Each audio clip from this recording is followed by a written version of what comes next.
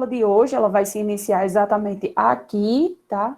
Qualquer dúvida que vocês tiverem, vocês podem me interromper, fiquem à vontade para falar, acrescentar qualquer coisa. Ao final da aula, a gente pode tirar dúvidas sobre os outros slides, os outros temas que a gente já viu, e qualquer coisa, estou aí à disposição de vocês, tudo bem? Então, ó, nossa quarta aula, aqui onde eu estou passando o mouse, exatamente hoje, dia 25. Fiz questão de colocar isso aqui de novo para vocês, eu coloquei no primeiro slide, coloquei hoje no último, só para a gente relembrar de forma muito sucinta tudo que a gente já viu, desde o primeiro dia de aula até hoje, e o tema da aula de hoje é exatamente esse primeiro aqui, que foi o único que faltava, porque todos os demais a gente já deu uma pincelada sobre eles.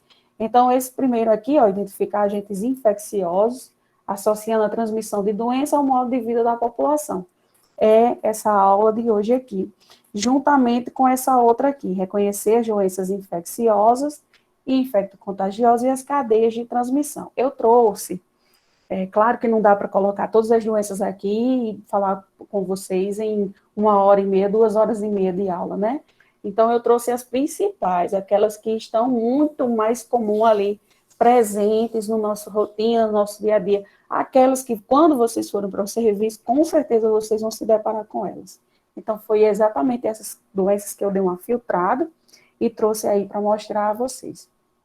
Esses outros tópicos aqui, essas outras competências, a gente já viu algumas coisas sobre elas, tá? Como, por exemplo, isso aqui, ó, aplicar técnicas adequadas de manuseio e descarte de resíduos e fluidos biológicos, aquela parte onde a gente falava lá da coleta seletiva, da importância de fazer o descarte correto dos materiais, aí, ó, a questão do césio 137, que foi aquela doença, sobre a parte da radioatividade, sobre algumas doenças que estão em tratamento aí, que as pessoas fazem tratamento através da utilização de feixes radioativos, né? Enfim, a gente já falou sobre praticamente todos esses aí. Então, graças a Deus, deu para a gente conseguir, né, chegar, bater aí essa meta aí, que é referente ao conteúdo programado da disciplina, dentro do tempo que a gente tem hábil para fazer isso. Ó, aqui embaixo, norma regulamentadora NR32, então assim, vocês vão, depois quando estiver estudando mais com calma, vocês vão perceber que a gente já viu tudo isso daqui, tá? Então, retornando, a nossa aula de hoje, ela vai basear-se especificamente aqui nessa parte onde fala doenças infecto-contagiosas relacionadas à saúde pública, porque são doenças, claro, que afetam a saúde da população, afetam a saúde de forma coletiva, né? Não é de forma individual, isolada, mas sim de forma coletiva, como existe aí o Covid no mundo, né? Que eu, particularmente, não imaginava nunca estar passando por esse tipo de situação. Mas, enfim. Gente, para a gente começar propriamente, né? Vi esse quadrinho aqui e achei bem resumidamente, bem resumido, muito boas as informações aqui de fácil assimilação. Isso aqui também, para quem é adepto aí às provas de concurso, eu falo muito em prova de concurso, gente, porque eu gosto de dar sempre uma estudada, e vocês que estão aí se formando, né, se preparando para entrar no mercado de trabalho, por que não tentar o concurso público e já garantir a estabilidade aí? Porque, vou dizer um negócio a vocês, viu? Eu não sou concursada ainda por enquanto, e dependo muito dessa questão dos contratos, né? E a gente sabe que é um sufoco. Então, é uma coisa que é hoje, não é amanhã, existe muita política por trás. Às vezes a gente é uma boa profissional, se capacita, se estuda, gasta e não consegue entrar no mercado de trabalho porque não tem a oportunidade. E aí a gente já sabe muito bem o porquê não tem, né? Então, por isso, quando eu vejo alguma coisa assim relacionada a um concurso, a uma prova, aí eu gosto sempre de trazer e de conversar com vocês. Vi esse quadrinho, achei muito interessante e trouxe. Ele dividiu aqui, ó, a diferença de surto, epidemia, pandemia e endemia. Se forem conceitos novos para vocês, se não forem, parabéns, mas se for, a gente classifica o surto em ocorre um aumento no número de casos em uma região específica, um bairro, por exemplo. Então, o surto ele fica limitado a uma determinada região. A epidemia é diferente. Ocorre surtos em várias regiões, vários bairros, várias cidades diferentes do país. Aí, um exemplo aqui da epidemia, muito clássica, a dengue, a gente vai falar até sobre ela. Pandemia, quando ocorre uma epidemia que se estende a níveis mundiais. É o que estamos vivendo agora, né? A pandemia aí do Covid-19. Mas também um outro exemplo pode ser a AIDS, né? O vírus HIV, porque ela não está limitada a uma região, a um bairro específico, a um país específico, ela está no mundo todo, atingiu todo o hemisfério, então a gente classifica como uma pandemia. Eu não posso em relação à saúde, eu não posso me referir à Covid como uma epidemia, como um surto de Covid. Não foi um surto de Covid. O conceito estaria completamente inadequado, tá? É uma pandemia, porque atinge níveis mundiais. E uma endemia, quando a doença se manifesta com frequência e somente em uma determinada região. Uma endemia, a gente pode dizer que a febre amarela, nós vamos falar nela agora adiante, é causada aí por um vetor, né? Ele muito comum na região norte do país, aquela região do Amazonas, ali, região do Acre, pessoal que vive ali naquelas regiões mais ribeirinhas, ou que vão viajar para esse tipo de locais, é importante tomar a vacina, pelo menos 20 dias antes da viagem, que é para o organismo poder aí desenvolver os anticorpos, né? Não adianta muita coisa tomar vacina hoje, me mandar para essa região e achar que estou imune, porque não vai fazer muita diferença, né? Uma vez que o meu organismo não produziu ainda anticorpos sobre aquela determinada doença. Então, pessoas que trabalham viajando para o norte do país, ali é muito comum essa questão aí assim, se vacinar. Então, nosso primeiro tema, né, a nossa primeira patologia que eu separei em relação à febre amarela. Ah, Luana, a febre amarela não é comum aqui para a gente, não. Por que você colocou ela aí? Porque a febre amarela tem uma vacina para ela no calendário vacinal. Quem tiver a curiosidade depois pode ver. A criança com 9 meses, o Ministério da Saúde já disponibiliza aí a vacina para bebê. Então, vocês em breve vão fazer estágios. Não sei se gente, me perdoe, mas eu tenho tanta turma no meu WhatsApp que às vezes eu acabo confundindo uma coisa ou outra. Mas se vocês não tiverem feito estágio ainda na unidade básica, que eu acho que não fez, se forem fazer, vocês vão ver aí lá no calendário vacinal, quem tiver a oportunidade de participar da sala de vacinas, que é muito válida a experiência, aproveitem tudo e vocês vão perceber que tem lá a vacina contra a febre amarela, tá? Por isso que eu coloquei ela aí. Então, o que diz essa doença? É uma doença infecciosa grave, causada por um vírus e é transmitida por vetores. Geralmente apresenta sintomas fracos, mas a doença pode evoluir para casos mais graves. Aqui, alguns sintomas da febre amarela: febre alta, dor muscular, náuseas e vômitos, icterícia, que é os olhos amarelados, né, que vocês não vão mais dizer que os olhos de João estão amarelados. Não, João tem sinais de icterícia. Olha como é. Já dá, ixi, aquela pessoa ali sabe alguma coisa, viu? Termos técnicos, utilizem. Se vocês sabem, utilizem. Tá? Vamos fugir do padrão, deixar o comum para as pessoas que não estudam saúde. Quem estuda saúde precisa conhecer alguns termos, né? E aí é interessante que vocês saibam diferenciar até para que, se for fazer uma evolução, que é a coisa mais comum do mundo, a gente fazer evolução do paciente, a gente não coloca lá que o paciente está com as febres, com os olhos amarelados, ou com dor nasal omoplata, não sei por onde, esses lugares que as pessoas costumam determinar. A gente que é da saúde precisa se respaldar através de termos técnicos também, tá? Então, a hemorragia é a forma mais grave da doença, insuficiência hepática e renal também são sintomas aí da febre amarela. Aí a gente divide essa doença, gente, em silvestre e urbana, porque essa transmissão ela pode acontecer dessas duas formas aí. Apesar desses ciclos serem diferentes, a febre amarela tem as mesmas características sob o ponto de vista etiológico, clínico, imunológico e fisiopatológico. Por quê? Porque, apesar de ter esses dois tipos aqui, silvestre e urbano, o estágio clínico do paciente que ele vai apresentar é o mesmo. O etiológico é o vetor, também o mesmo.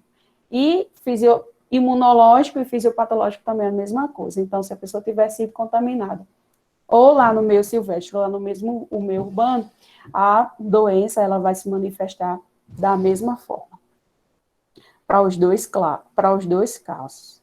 Importante, o ciclo da doença atualmente é silvestre com transmissão por meio de vetor mosquito do gênero Hemagogos, ou desse outro aqui, Sabetes, no ambiente silvestre. O último caso de febre amarela urbana foi registrado no Brasil em 1942, e todos os casos confirmados desde então decorrem do ciclo silvestre de transmissão, que é esse aqui de cima.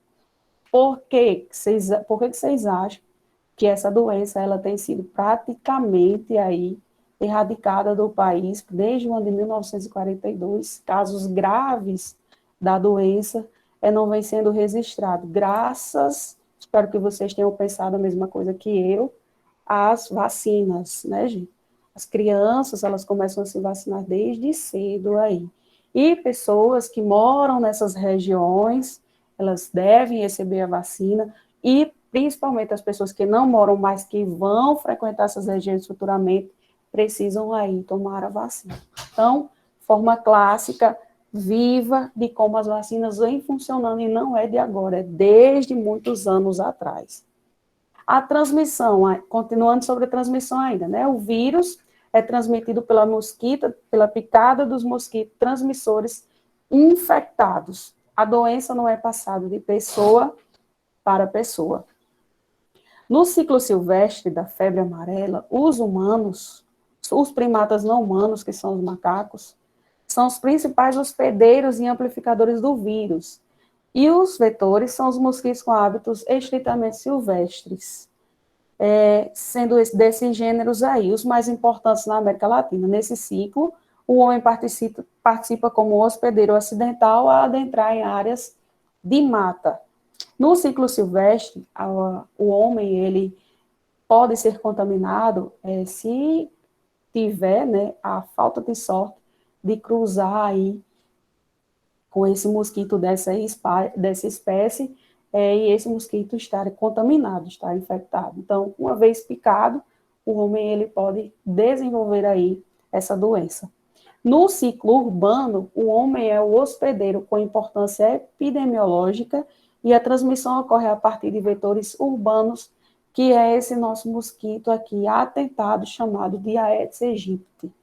Então, no ciclo urbano, o Aedes é o responsável por transmitir essa doença aí. Eu trouxe uma questão interessante aqui para vocês. Não sei se vocês viram aí na mídia, alguns anos atrás, não sei se foi 2, 3 anos atrás, não me lembro ao certo. Teve casos, né, de febre, de macacos que estavam morrendo aqui no país. Aí o que as pessoas associaram a morte dos macacos, dos primatas aí, à febre amarela. E por falta de informação, claro, as pessoas começaram a envenenar esses macacos, começaram a matar os macacos, enfim, foi aquele rebuliço, né? Então, principalmente aí, começou-se a fazer isso, né? Devido aos fake news, as doenças, as informações falsas que eram disseminadas aí na internet, né? A internet tornou-se um veículo de informação assustador. Uma vez que a gente coloca uma informação na internet errada, ela pode tomar proporções aí gigantescas, vocês sabem disso. E esse caso aqui, aconteceu no Brasil, não foi diferente, né? Então, eu trouxe para vocês também atentarem, né, para a questão dos fake news e não cair nessas informações falsas.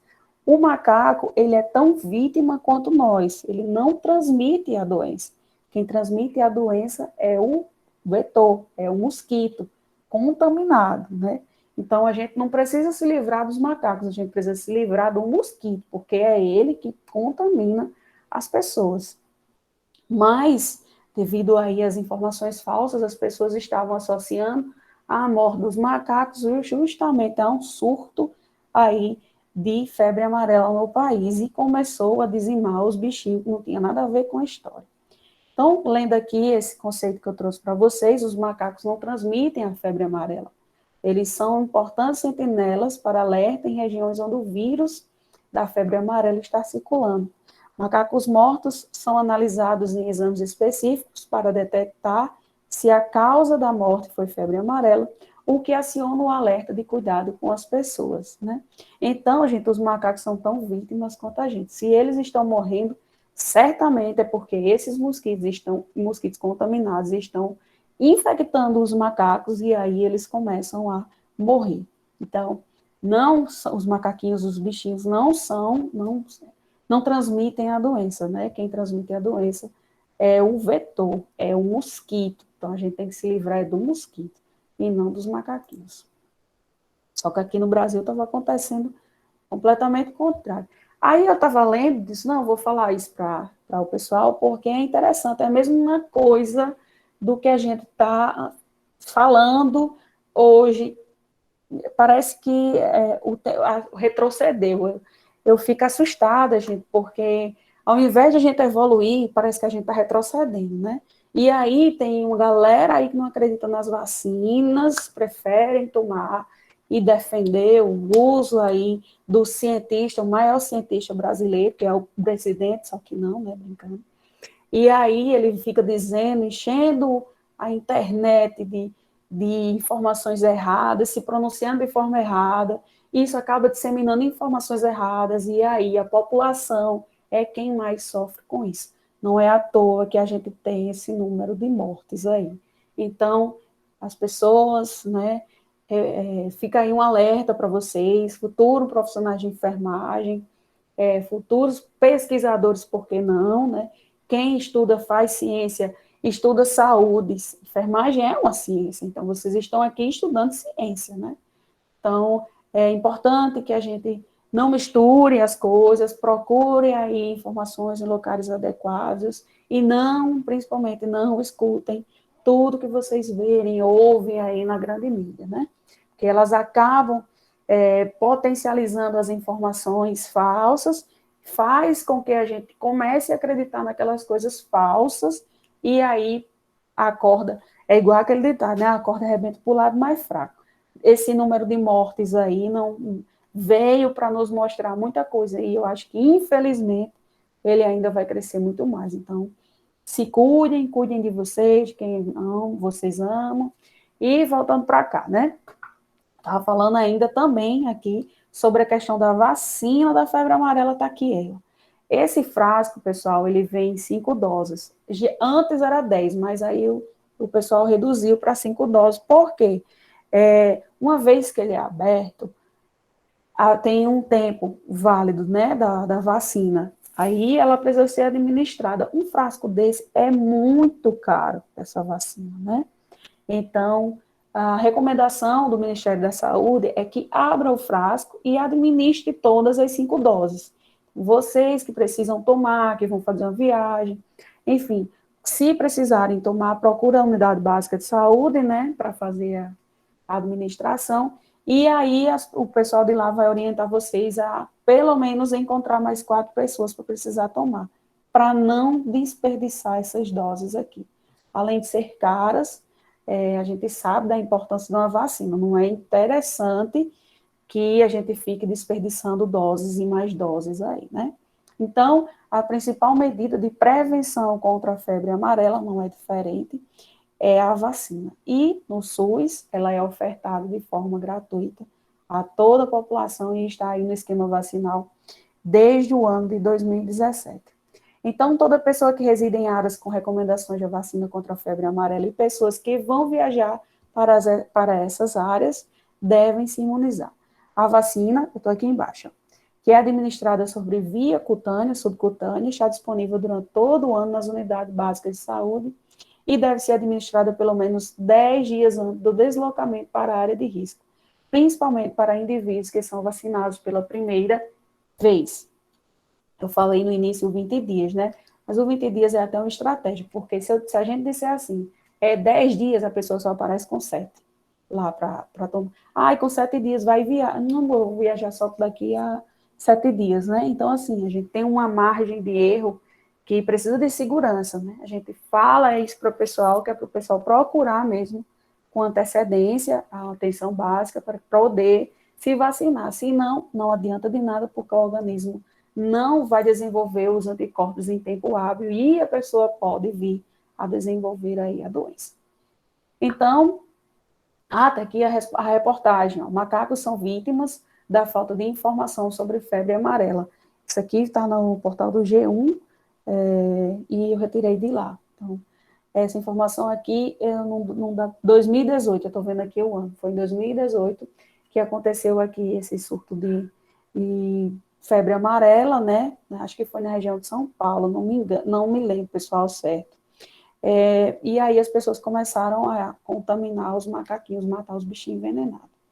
Os macacos ainda são aliados no combate à doença, porque quando um deles é encontrado com febre amarela numa floresta ou parque, por exemplo, isso é um sinal para as autoridades poderem isolar a área ou liberar o acesso para quem foi vacinado. Os macacos são vítimas da infecção e nos ajudam a identificar onde há transmissão de fato. Então, é importante, eles são sinalizadores aí para a vigilância sanitária poder agir, poder intervir naquele ambiente e alertar a população sobre as medidas de prevenção e controle para evitar que a doença se estenda aí para outros territórios. Então, os bichinhos são tão vítimas quanto a gente. Não matem, né? Não levem adiante informações falsas. O mais triste é que, de cada 10 casos, 7 são de animais mortos, por pedradas, pauladas, envenenamentos e queimaduras. Então, quando a gente acha que o ser humano não pode ser mais perverso, ele vem e nos surpreende ainda mais. Os macacos, eles estavam sendo mortos, além de serem envenenados, alguns eram encontrados mortos aí, queimados, com pauladas, né, com lesões aí no organismo, justamente devido a essa falta de informação correta a respeito da doença. Outro tipo de doença, gente, se tiverem com dúvida, se tiverem algo a acrescentar, podem me interromper no microfone, porque eu só estou visualizando o slide aqui, tudo bem? E aí, qualquer coisa, vocês vão falando comigo. Uma outra doença, essa daqui, clássica, né, muito comum na atenção básica, a tuberculose, também conhecida por TB. Ela ocorre quando exclusivamente, quase exclusivamente, por inalação de partículas em suspensão, ou seja, as gotículas. Uma doença infecto-contagiosa, aí tem um poder de disseminação muito grande.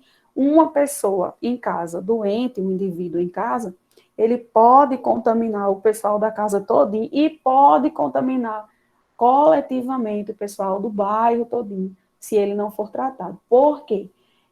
Uma vez contaminado, o paciente começa a eliminar, né, o bacilo de Koch, que é esse indivíduo aqui que eu estou passando o mouse aqui em cima, conhecido popularmente para a gente da saúde como o BK. Então, as pessoas começam a se contaminar porque a forma de contaminação é muito simples, né? Através da tosse, que vocês sabem, é através da fala, é através do compartilhamento aí de objetos pessoais, né? Então, o poder de disseminação dessa doença é muito grande também. Uma vez o paciente com ela, todos em casa correm o risco aí de vir a desenvolver a tuberculose. E a gente sabe que em casos mais graves, né, o paciente ele pode vir sim a óbito. Então, vamos lá, a doença que atinge os pulmões, claro, né, claro. E os sintomas, tosse seca e persistente, com ou sem sangue, perca de peso sem explicação prévia, a pessoa não está se alimentando mal, não está fazendo nada de errado, e mesmo assim continua perdendo peso, dor no peito ao tossir e dificuldade aí para respirar. A bactéria, ela se aloja justamente aqui nessa região onde eu estou passando o mouse aqui para vocês. Se vocês já tiverem pagado a anatomia, que eu acredito que sim, vocês já devem ter ouvido aí falar muito bem dos alvéolos, né? Alvéolos são essas estruturas aqui presentes lá nos meus pulmões, né? Tem a minha traqueia, tem os meus brônquios, os meus bronquíolos, e no final dos bronquíolos eu tenho os meus alvéolos, que são essas estruturas aqui que estão ampliadas para vocês. Os alvéolos, pessoal, eles são responsáveis por fazer a hematose, né? A troca gasosa. A gente inspira gás oxigênio e expira o gás carbônico. E é lá, nos meus alvéolos, que ocorre a troca do gás carbônico pelo gás oxigênio, responsável aí por oxigenar todos os meus tecidos, né? Isso aí, com certeza vocês devem saber. E aqui eu trouxe um videozinho explicando só como é que ele funciona, o funcionamento dessa estrutura alveolar aqui. Uma vez que o paciente está doente, né, está com tuberculose, não ocorre de forma satisfatória a hematose lá nos meus pulmões. Por isso que um dos quadros, né, que o paciente apresenta é aí a dificuldade respiratória, uma vez que não está ocorrendo mais aí a troca, né, do gás carbônico do CO2 pelo oxigênio. E, consequentemente, a respiração ela fica comprometida. Tem alguém aqui querendo entrar? Opa, tem. Deixa eu voltar para aqui. Então, eu vou colocar esse videozinho, ele é curtinho, acho que tem uns 30 minutos só, brincando. Baixa o volume, viu? Baixei. Ó, vocês percebem que ele é como se fosse cacho de uvas, né? Grosseiramente associando cachos de uvas. E esses cachos, eles se expandem e se contraem, se expandem e se contraem nesse movimento aqui. E é este movimento, é graças a essas estruturas aqui presentes lá nos meus pulmões, que eu consigo, que o meu organismo consegue fazer um processo denominado, chamado de hematose. Importante vocês saberem que uma pessoa, por exemplo, que tem uma doença DPOC, a doença pulmonar obstrutiva crônica, que é outra doença, não trouxe, mas só para abrir um espaço aqui para falar para vocês. É uma doença que atinge os alvéolos aqui, que são essas estruturas. Uma pessoa que tem DPOC, que geralmente é uma complicação de pessoas fumantes, né, o pessoal aí que fuma 30, 50 anos, elas têm essa estrutura aqui, completamente encharcada, né? E destruídas. E a gente tem trilhões e trilhões dessas estruturas aqui presentes no meu pulmão, certo? Mas ela não é igual a rabo de lagartixa, né? Que se corta e ele vai crescer de novo, não. Uma vez que a gente perde essa estrutura aqui, a gente só perde mesmo. Ela não é formada novamente, né? Então, uma pessoa que tem DPOC, que é uma doença que atinge os meus pulmões, que destrói essas estruturas aqui, elas têm essas estruturas aqui completamente comprometidas. E aí só tende a complicar mesmo, né? Um quadro que não há quadro do DPOC, não há cura, né? O paciente ele fica só na base de medicações e da oxigenação aí para o resto da vida, porque essas estruturas aqui, elas são perdidas e não são repostas, né? Digamos assim. Aqui, sobre a tuberculose, voltando aqui para a doença, né? Eu abri só um parênteses, porque eu já lembrei de outra coisa. Estava falando de uma coisa e acabei lembrando de outra. Mas aqui é como fica, gente, o nosso pulmão aqui para uma pessoa que desenvolve a tuberculose, e claro, não trata, né? A infecção inicial, ela pode comprometer o lóbulo, né, direito do pulmão, depois, esquerdo e direito, depois ela começa com a gravidade, né, com a extensão da doença, sem o tratamento adequado, ocorre a cavitação, que são esses buracos aqui presentes aí nos meus pulmões. E depois, eles se estendem para essas múltiplas lesões aqui, conforme vocês estão observando aqui onde eu estou passando o mouse. E aqui, nessa outra imagem aqui embaixo, é uma forma de como essa doença aí, ela pode contaminar outras pessoas, através da tosse, da fala, do contato com secreções, né, do contato com objetos aí contaminados, e pode sim contaminar outras pessoas. Por isso que, claro, é um problema de saúde pública, né? Uma vez que envolve não somente um indivíduo em específico, mas toda uma comunidade. Até para a gente tratar um paciente que dá entrada, por exemplo, no serviço quase não falo, de pronto-socorro, é complicado também para a gente, porque se ele não estiver fazendo o tratamento, ele pode sim estar liberando aí o micro-organismo, e a gente pode vir, assim, a desenvolver a doença, né? Então, novamente, a importância dos EPIs, não subestime os EPIs, porque a gente não sabe o que é que as pessoas têm. E nesses hospitais, principalmente aí do interior, que é onde nós moramos, claro, e futuramente, né, tendenciosamente é onde nós vamos trabalhar, são portas abertas. A gente não sabe o que é que as pessoas têm, né? Então, previnem-se, usem sempre os EPIs adequados e não subestimem as doenças, né? A melhor forma ainda é a prevenção. Então, gente, os exames que são solicitados para um paciente suspeita aí de tuberculose, como é que é feito a clínica do paciente, né? A gente analisa o que o paciente está sentindo, claro, mas esses achados aqui laboratoriais, principalmente o exame que é solicitado para um paciente suspeita de TB, é a baciloscopia, esse aqui, totalmente gratuito, fornecido pelo SUS. E também, aliado à baciloscopia, nós podemos colocar aqui a radiografia de tórax, que vai nos mostrar aquelas cavitações ali, conforme vocês viram a imagem passada. Vai nos mostrar aquelas cavitações presentes aí no pulmão do paciente. Então, a baciloscopia é um exame muito simples de ser feito, geralmente é coletado na atenção básica, lá onde vocês vão trabalhar, lá onde vocês vão estagiar, né? Espero aí que tenham a oportunidade. Então, consiste em coletar uma amostra de escarro. Você vai orientar, claro, quem faz esses tratamentos, né?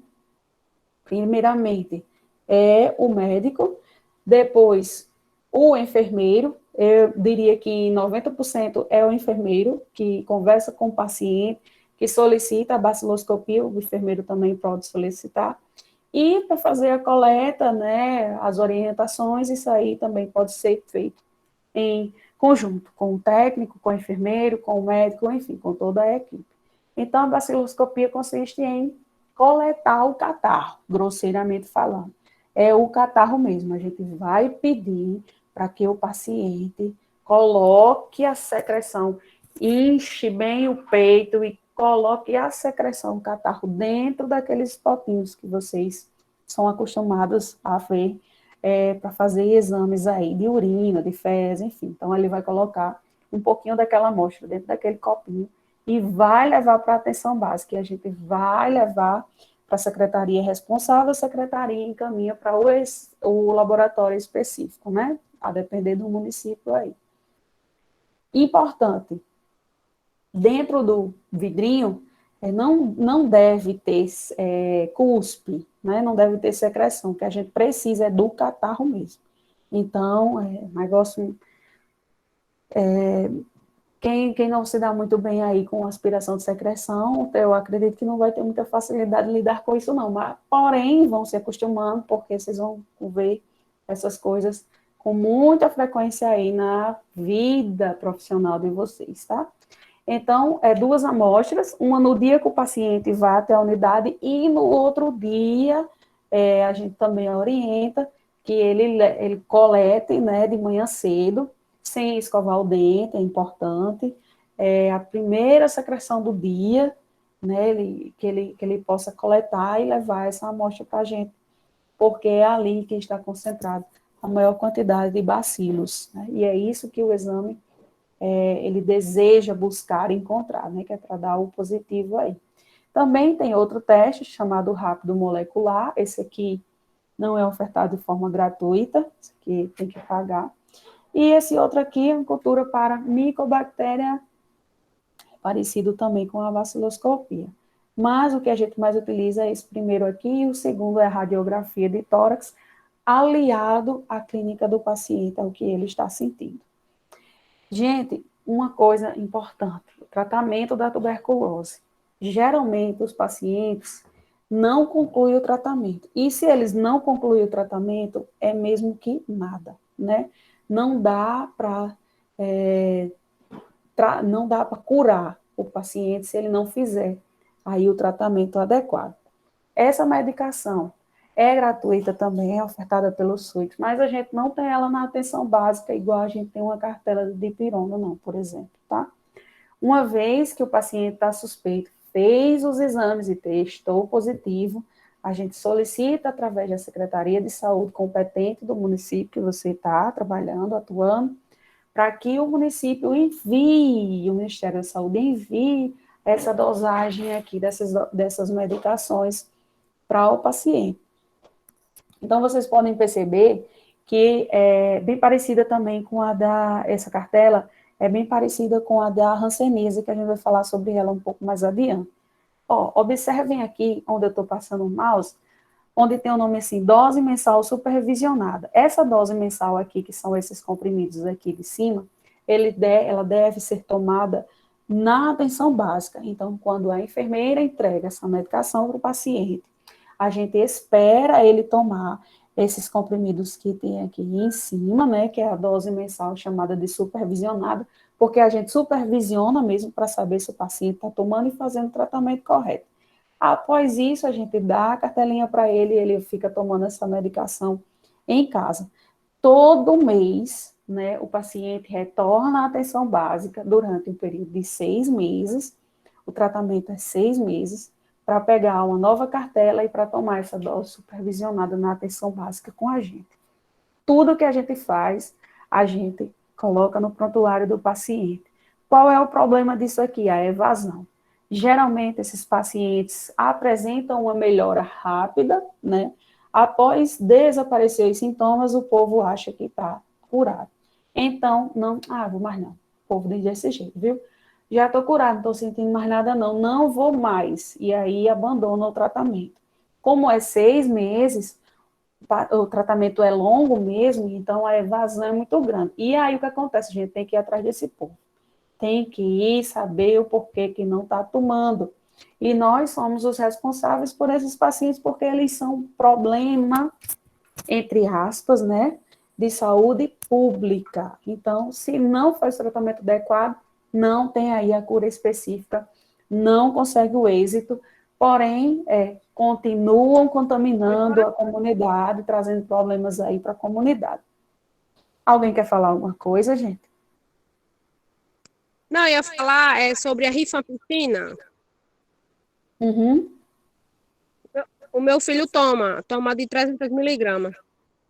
Toma. Toma, mas eu não consegui pelo Unicat. Eu tenho que comprar, porque ele não faz o tratamento de hanseníase, né? Dessas doenças que a senhora falou. Ele trata de osteomielite. Ele Assim, não teve direito. é complicado. Às vezes, uma coisa que deveria ser simples, né, solucionada de forma simples, não é. E aí, mas eu sei, Ela é uma medicação muito eficaz, muito mesmo. ele fica com xixi vermelho, Muito alaranjado. pronto. Interessante, importante que a gente dê essa instrução para o paciente, né? Porque muita gente deixa de tomar a medicação porque acha que está tendo um efeito adverso, né? Um efeito contrário. Está fazendo, está saindo sangue no xixi, né? O povo diz assim, esse comprimido faz com que eu faça sangue, urine sangue. E aí, essa falta, né, de informação adequada também é um dos motivos que levam o paciente a deixar de tomar. Então, assim, vejam que é muita coisa, né? Além do tratamento, ainda tem os efeitos adversos da medicação. Aí a gente precisa tranquilizar o paciente de que é normal dizer antes, né? Você tem que explicar antes, olha, você vai ter uma diferençazinha no xixi, mas não precisa se preocupar, porque é um efeito da medicação. Então, a rifampicina, ela causa muito esse efeito adverso aí, que deixa o xixi de cor vermelhinha, mais alaranjada, né? Tem gente que vê vermelho, tem gente que vê alaranjada. Eu vejo mais pro lado vermelhinho. Mas, enfim, essa diferença. Ele mancha muito. Mancha a roupa. Exatamente. Mancha a roupa. Então, a gente tem que atentar. Ele toma 2. Ele toma 600 miligramas, toma 300 de manhã e pela noite. Muito forte. Isso. E também, para concluir o esquema, tem a clorfazimina aqui e a dapsona.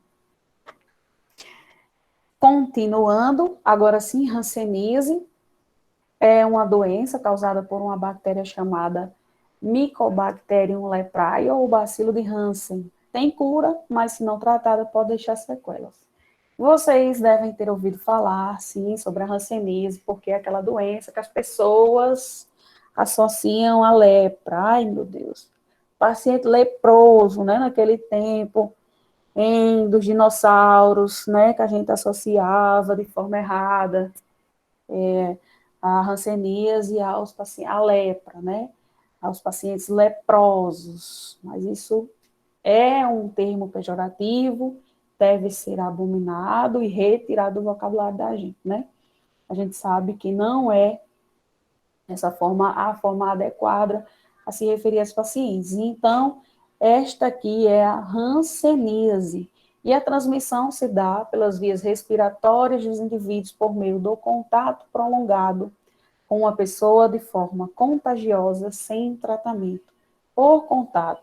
Também, por gotículas de saliva ou secreções do nariz. Então, também é uma doença infecto-contagiosa, se não tratada corretamente, contribui aí para disseminar para os indivíduos da casa e da comunidade. Muito comum também chegar aos pacientes com essas manchinhas aqui no corpo.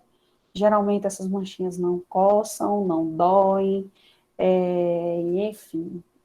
Com o tempo, se não tratada de forma adequada, essa doença, a hanseníase, ela tende aí a levar o paciente a quadros degenerativos, né? Porque o bacilo de Hansen, como é conhecido, ele tem uma atração por esses neurônios aí motores, e aí, se não tratado, pode trazer complicações motoras também para o paciente. Aí a gente classifica a hanseníase, gente, em alguns tipos, a paucibacilar e a multibacilar, está aqui embaixo. A paucibacilar é caracterizada quando a gente identifica até 5 lesões de pele, 5 manchinhas na pele. Então, a gente classifica ela em paucibacilar. E multibacilar são aquelas que se estendem, né, a mais que 5 lesões aí na pele. Eu vou passando aqui. Deixa eu ver se vocês... Não sei se dá essa parte branca aqui, não sei se dá para vocês visualizarem bem daí, mas eu leio aqui para a gente. Então, manchas brancas, lisas, mal delimitadas, que não coçam, não ardem, não queimam, não doem e não desaparecem. Tem diminuição de sensibilidade e não há comprometimento de troncos nervosos, nem grau de incapacidade. Essa outra aqui. Por mostrar várias manchas de pele avermelhada, pode se manifestar, né? Por várias manchas de pele avermelhadas ou esbranquiçadas, com bordas elevadas, mal delimitadas na periferia, ou por múltiplas lesões bem delimitadas, semelhante à lesão tuberculoide. Porém, a borda externa é esmaecida ou pouco definida. Então, vocês observam aqui, quando a gente fala sobre bordas mal delimitadas, é porque não é uma bordinha redonda, por exemplo, né? É delimitadas mesmo. Vocês percebem que são deformadas essas bordinhas aqui. Eu estou passando o mouse aqui para vocês poderem identificar. Geralmente, essa ferida aqui não arde, não coça, não dói. Se eu tocar aqui, uma das formas, né, da gente fazer a identificação de que trata-se de uma lesão acometida pelo bacilo de Hansen, é se eu tocar aqui com uma agulha, tocar nessa região aqui, gente, o paciente não vai sentir. Em uma região local do lado, se eu tocar, ele vai sentir e ele vai dizer que está doendo. Mas aqui nessa região da ferida, o paciente não sente dor, né? A sensibilidade, ela é muito diminuída. Então, é uma das formas aí que a gente pode identificar que trata-se de uma lesão paucibacilar, se for menos que 5, né? 5 manchinhas. E multibacilar, se for mais de 5 manchinhas no corpo. Outra tipo também, ou classificação, é essa aqui, é a Vichorviana. Tem esse nome bem estranho aqui embaixo, que eu estou mostrando para vocês. Vichorviana. O paciente Vichorviano não apresenta manchas visíveis. A pele apresenta-se avermelhada, seca, infiltrada, cujos poros apresentam-se dilatados. É comum aparecerem caroços, são as pápulas escuras, endurecidas e assintomáticas. Geralmente, quando essa, que é uma das fases mais graves, né, de uma complicações mais graves, é a Vichorviana, o paciente ele não apresenta aquelas manchinhas mais não, já progrediu a doença, né? As lesões apareceram, não foi tratada, então a doença ela tende a progredir. E uma das formas de progressão é através desses nódulos. Cadê o tá aqui? É através desses nódulos aqui. São nódulos caroços que se exteriorizam pela pele. E não é em uma região específica, um braço, uma perna, não, é todo o organismo. Não sei se vocês já viram algum paciente que provavelmente pode apresentar aí um tipo de hanseníase, né? Eu ia dar um exemplo, mas não vou não. Pode ser que vocês conheçam a pessoa e não vou fazer isso. Mas era uma forma só de vocês associarem o que eu estou falando à pessoa, porque é uma pessoa bastante conhecida e eu creio que não faz o tratamento adequado. E aí a doença acabou, sim, progredindo. Mas, enfim, não vou fazer isso, não esqueça. Outra forma, vou tirar isso daqui, é a tuberculoide, que é essa manchinha aqui, caracterizada por uma placa, né? Uma placa, não é uma mancha em si, porque ela tem uma borda mais elevada, então é chamada de placa. Então, é um outro tipo, chamada de tuberculoide. Então, só para a gente concluir essa classificação, esses tipos, que se uma vez o paciente não trata, aquela manchinha, né, que começou com uma pintinha no braço, no tronco ou em alguma parte do organismo, que não coçava, não doía, não perdia sensibilidade, que possuía bordas delimitadas, era avermelhada, esbranquiçada, e com o tempo começou a progredir para as outras regiões, eu não procurei um tratamento, ajuda para saber o que estava acontecendo, posso sim estar contaminada pela hanseníase, e aí, se não fizer o tratamento adequado, a tendência é que a doença progrida e atinja os nossos nervos periféricos aí, que são os nossos nervos motores, e venha causar problemas aí, principalmente os problemas motores. E nessa fase, o tratamento já é mais difícil ainda, tá? Então, em relação aos fármacos que são utilizados, esses três aqui, principalmente, a rifampicina, dapsona e a clofazimina, são parecidíssimos com o da tuberculose, mas o esquema é diferente.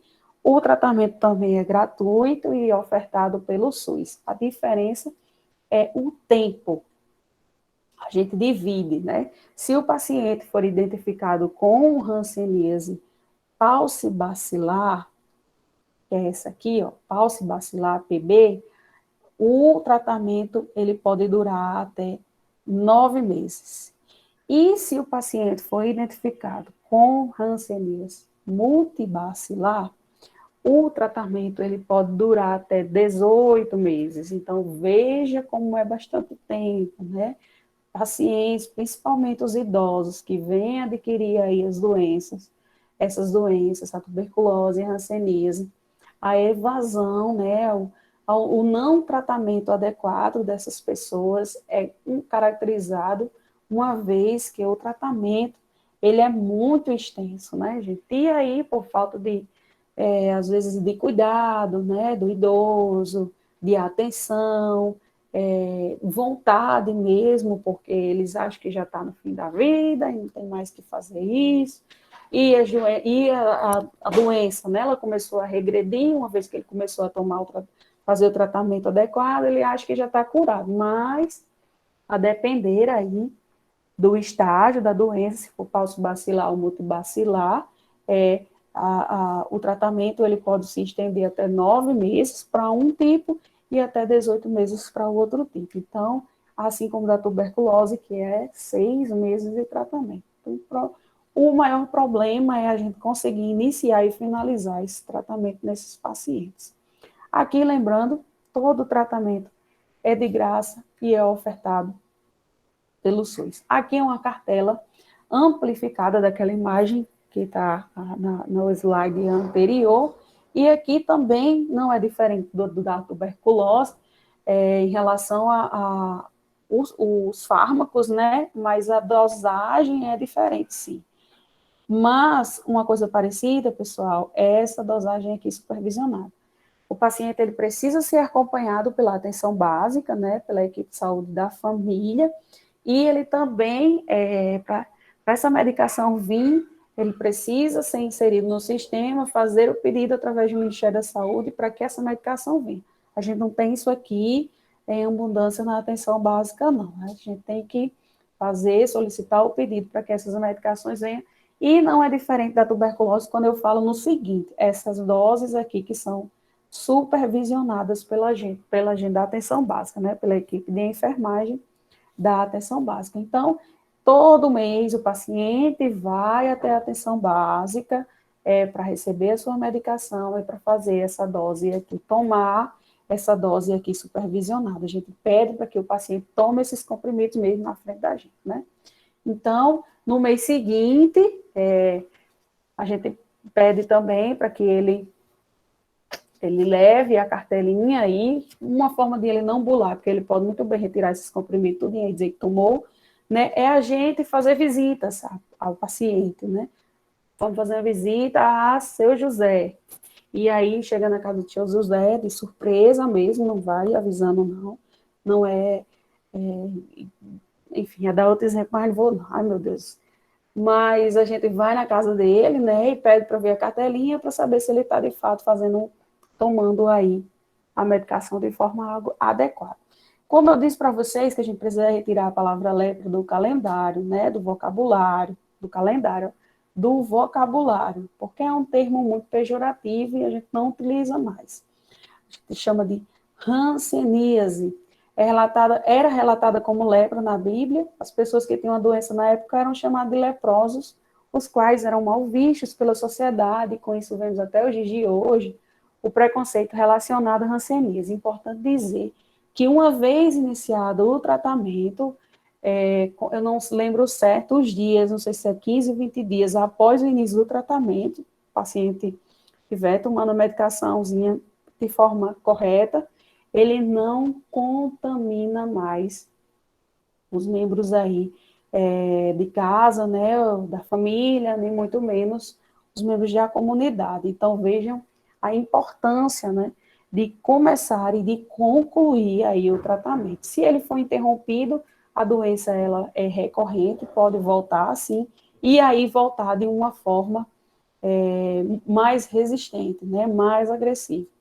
Então, toda essa parte, gente, de educação continuada, educação em saúde, de informação, que é ofertada na atenção básica, principalmente, que é a atenção primária de saúde, ela é feita através de equipe de enfermagem, e é feita principalmente através de vocês, futuros aí técnicos de enfermagem, né? Por isso que eu estou esclarecendo aqui a importância de vocês disseminarem as informações corretas e de fazer esse processo aí de educação em saúde, porque muita gente começa o tratamento, não termina o tratamento, abandona, enfim. A gente começa com um problema e termina com 2 ou 3. Então, quanto mais informação, né, a gente puder passar, esclarecimentos para a população, com certeza, os resultados aí serão muito mais promissores, né? Se alguém tiver alguma pergunta, gente, para fazer, deixa eu dar uma olhada aqui, eu acho que eu estou indo muito rápido. Se alguém tiver alguma dúvida em relação a qualquer coisa, vão mandando mensagem aqui para mim que eu vou acompanhando vocês, tá? Voltando, vamos falar da sífilis. Sífilis não é comum não na atenção básica, desaba, né? Desaba. Principalmente porque a gente sabe aí que existem, né, uns maridos, não me interpretem mal, viu? Que gostam de pular a cerca, né, e acabam aí levando perpetuando essa doença tão avassaladora se não for tratada da forma correta. Então, a sífilis, causada aí pela bactéria chamada de Treponema pallidum, ela é responsável aí por desenvolver essa doença. Uma forma de tratamento, se não a mais eficaz, eu diria, da atenção básica, é essa belezura aqui, que é a penicilina benzatina, já conhecida por vocês como benzotacil, né? Mas a gente sabe que não é benzotacil. Benzentação, ou benzilpenicilina benzatina, comumente utilizada, o fármaco de primeira escolha, utilizado na atenção básica para o tratamento de sífilis. Aí, a depender da dosagem, né, da forma como a doença está manifestada no organismo, mas geralmente são 6 doses que a gente utiliza. 2 doses por semana. Cada frasco, ampola da penicilina, a gente vem um pozinho, né, liofilizado, e se vocês já tiverem tomado, muito também utilizado para tratamento para amigdalite, inflamação na garganta, ela vem um pozinho branco liofilizado em 1.200 unidades, que a gente chama. Então, o tratamento para sífilis, geralmente, 2.400 unidades que o paciente toma, uma injeção em cada lado do bumbum durante 3 semanas. Então, 2 injeções por semana e feita em um único dia. Dói não, é a lei. Então, ela pode se manifestar em diferentes estágios. Aí a gente tem a primária, a secundária, a latente e a terciária, que é a última e a mais grave. A prevenção está relacionada com o uso de preservativo durante todas as relações e vem crescendo com força total, principalmente entre os adolescentes. Aí eu pergunto para vocês, por que será, né? Adolescentes começa a atividade sexual muito jovem, às vezes não tem o cuidado que deveria, não tem a informação que deveria, porque principalmente, infelizmente, a gente sabe que conversar sobre sexualidade na adolescência ainda é um tabu para muita gente, né? Para muitas mamães, para muitos papais. Então, essas pessoas, esses adolescentes, eles acabam aí se refugiando a práticas inadequadas, né? Desenvolvendo aí gravidez indesejável, procurando informações em locais errados. E, infelizmente, esse tabu ele ainda é muito constante no meio da gente, né? E muito pior é esses adolescentes procurarem atenção básica, porque todo mundo do posto tem aquela história do preconceito, né? Por ser comunidades, bairros pequenos, então todo mundo acaba conhecendo todo mundo ali. E se uma pessoa, um adolescente, está na atenção básica, ou para uma informação, ou para fazer uma consulta, enfim, já é motivo, infelizmente, as pessoas começarem a falar. E aí eles acabam não procurando mesmo a atenção básica devido a esse preconceito existente. A gente precisa quebrar isso, modificar essa realidade para evitar aí a disseminação, principalmente dessas doenças sexualmente transmissíveis, né? E em casa mesmo, conversar com os filhos de vocês, enfim. A melhor forma de tratamento ainda é a prevenção, né? É a informação correta. Então, continuando, sífilis congênita é aquela desenvolvida durante o período de gestação e passada, claro, da mãe para o filho, né? O que está dizendo esse textinho aqui. Uma vez que a gestante não é tratada, o feto, além de aborto, pode vir aí nascer com diversas alterações graves, né? Cegueira, surdez, má formação, desde cardíaca, a cerebral, a hepática, também tem a questão do lábio leporino, aquelas criancinhas que nascem com aquele cortezinho aqui nessa região do lábio superior, né, chamado de lábio leporino, e também crianças que podem vir a nascer aí com alterações ósseas. Então, veja, uma doença que tem cura, que tem tratamento, que é ofertado, todo esse tratamento é ofertado na atenção básica, no SUS, né, de forma gratuita, enfim. Ainda acontece de mulheres, né, vir aí a dar à luz com esse tipo de doença. Mas, gente, não são mulheres, claro, que fazem o acompanhamento na atenção básica, porque essas a gente trata, né? A gente conversa e a gente estimula essas mulheres, orienta essas mulheres aí para fazer o tratamento, para esclarecer, enfim.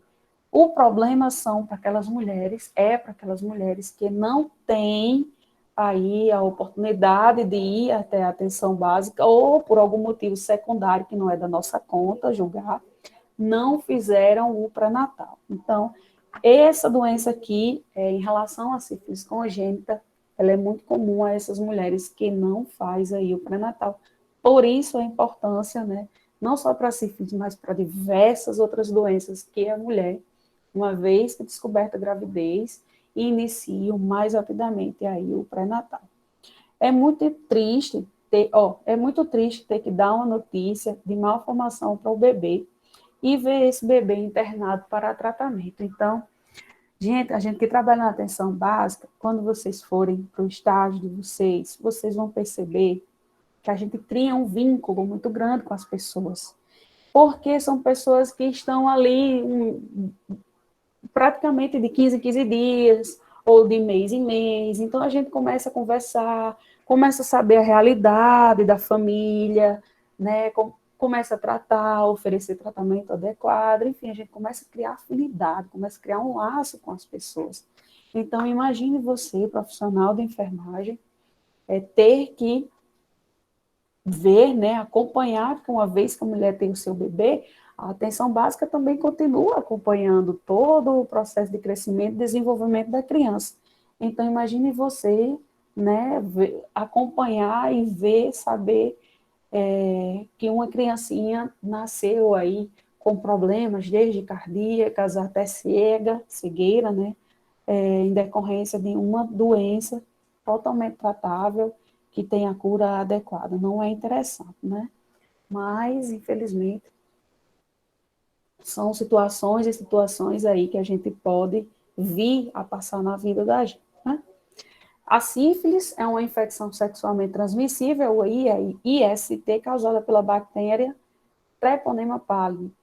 Pálido é transmitida por relação sexual por uma pessoa infectada ou da mãe para a criança, né, durante a gestação ou parto, que é a transmissão vertical. O acompanhamento, diagnóstico e tratamento da gestante e parceiro sexual durante o pré-natal contribui para a prevenção da sífilis congênita. Pode apresentar várias manifestações clínicas e diferentes estágios, e aí eu já falei para vocês, que é o primário, secundário, latente, e por fim, o mais grave, o terciário.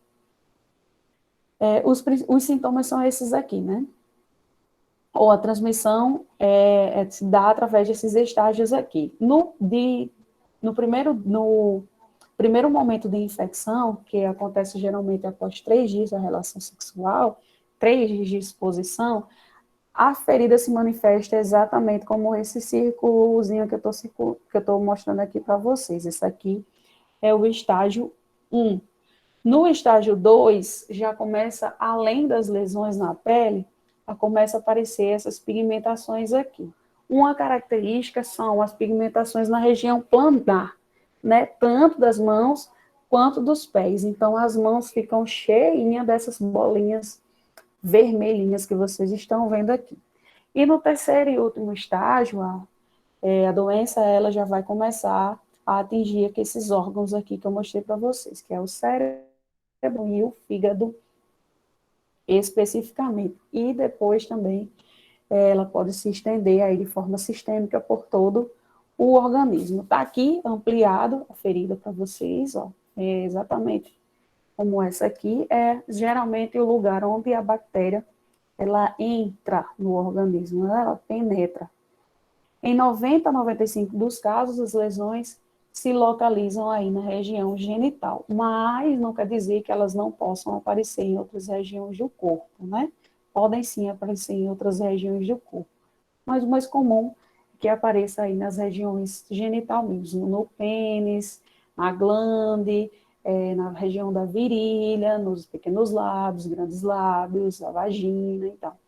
90 a 95% é mais comum que essas lesões elas venham surgir primeiramente aí nessas regiões genitais, mas não quer dizer que ela não possa se manifestar em outros locais, em outros lugares aí da pele, né?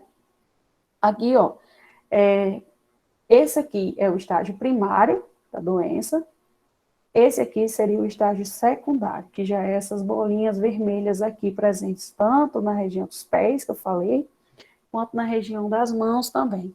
Depois boca, outra característica que pode causar alopécia, que é a queda de cabelo, conforme mostra essa última imagem aqui. Cada estágio da doença pode ter uma forma de tratamento específico. A sífilis primária, secundária e latente é utilizado a benzilpenicilina benzatina, que é a benzetacil que eu falei para vocês. Ela só é administrada, gente, de forma intramuscular. Não tem essa de fazer benzetacil na veia, não existe isso, né? Toda benzetacil é feita aí na atenção básica, especificamente na região do glúteo, que é no bumbum. Geralmente, a depender do estágio, como diz aqui no textinho para vocês, que se vai classificar como é que vai acontecer esse tratamento. No estágio primário, geralmente a dose única, né? Mas estágio secundário e terciário, que já não é mais competência da atenção básica, o estágio terciário, porque ele já vai ter, a doença já vai ter se estendido de forma sistêmica por todo o organismo, e aí o paciente ele vai precisar de um internamento para um tratamento mais específico, né? Então, aí não é mais competência da atenção básica, a gente já a gente já encaminha o paciente para a atenção aí terciária de saúde, né? Que são os hospitais voltados aí para o tratamento de doenças infecto-contagiosas. Aqui para a gente, na nossa região, a gente tem aqui o Rafael Fernandes Prazo, está aqui em Mossoró. Em relação à sífilis latente, tardia e terciária, é aplicado benzimpicilina benzatina IM, administrada em 3 doses ao longo de 2 semanas, ou também pode ser dessa outra forma que eu disse para vocês, 3 semanas. 2 injeções por semana, uma em cada glúteo, durante 3 semanas, 6 doses no total. Dói bastante.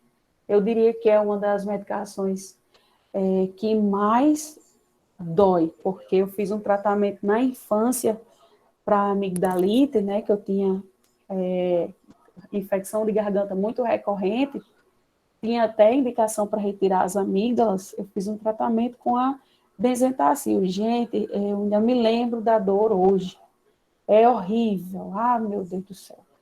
Então, ó, aqui, só a nível aí, a título de curiosidade para vocês, é uma foto retirada no ano de 1890, quando não se existia, quando não se sabia aí dos efeitos, né, da benzilpenicilina benzatina, da benzentacil.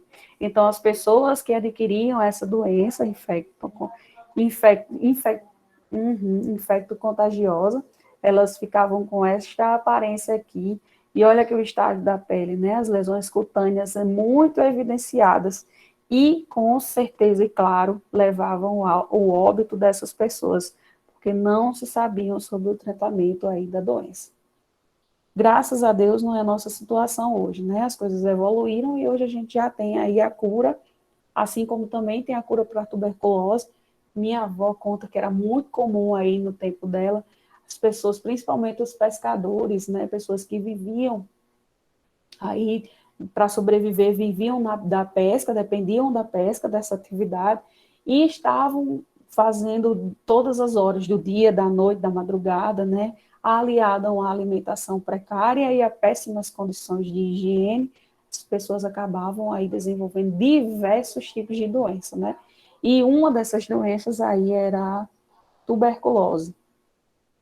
E vinham sim a óbito, uma vez que o tratamento não existia, né? Se vocês tiverem tido a oportunidade de ver aí como foi criado o SUS, né? Como é que o SUS chegou na vida da gente, eu sou muito defensora e muito apaixonada pelo SUS. Acho que o problema do SUS não é o SUS, são as pessoas, são os nossos representantes públicos, né? Então, o SUS é maravilhoso, deve ser defendido, a gente precisa dele, está presente em todos os níveis de atenção, primário, secundário, terciário, toda e qualquer porta de entrada de uma pessoa que precisa de assistência à saúde, começa pelo SUS, seja pobre, seja rico, seja o que for. Então, a gente precisa defender, precisa buscar melhores condições e precisa cobrar dos nossos representantes aí melhores condições, né, de saúde, gente, porque a gente sabe que dinheiro tem muito, mas tem mais ladrão, né, administrando essas verbas do que, me desculpem a palavra, mas é verdade, administrando essas verbas, e por isso elas não chegam até a gente. E por isso, às vezes, a gente precisa de alguma coisa no SUS, e infelizmente falta. Mas não é o programa em si, não é a intenção do programa em si que não presta, né?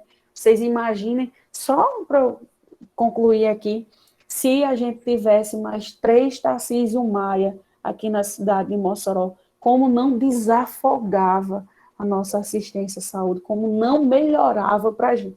Tem gente que diz que o Tarcísio Maia é um matador. Eu fico, meu Deus, gente, não defendam essa ideia, não é. O Tarcísio Maia tem salvado inúmeras vidas. Os profissionais que estão lá doam o sangue, porque infelizmente falta tudo.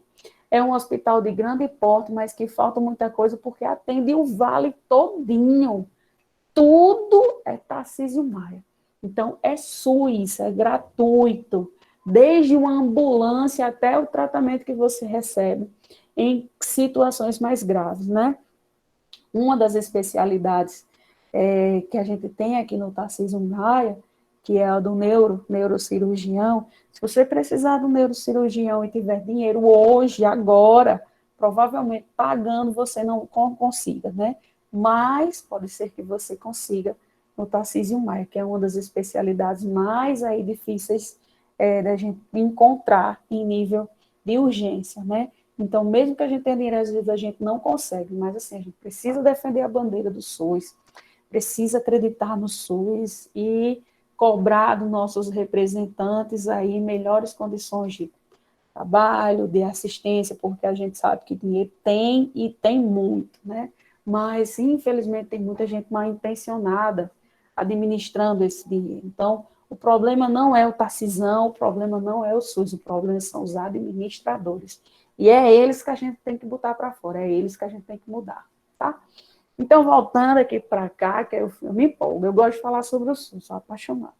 Enfim, aí voltando para nossa linha aqui, né, sobre as doenças, agora, essa próxima aqui, clássica, quem não tem um conhecido que teve, que atira a primeira pedra, né, porque é muito, para nós aqui, é uma doença muito comum, né, a dengue, e caracteriza-se aí por um quadro febril, né, etiologia geralmente viral e benigna, a sua forma mais grave, né, que a gente já sabe, é a dengue hemorrágica, não é muito comum, mas pode sim, o paciente pode vir a desenvolver, mas o que é mais comum aqui para a gente, o paciente que desenvolve dengue, ele faz o tratamento em casa mesmo, né?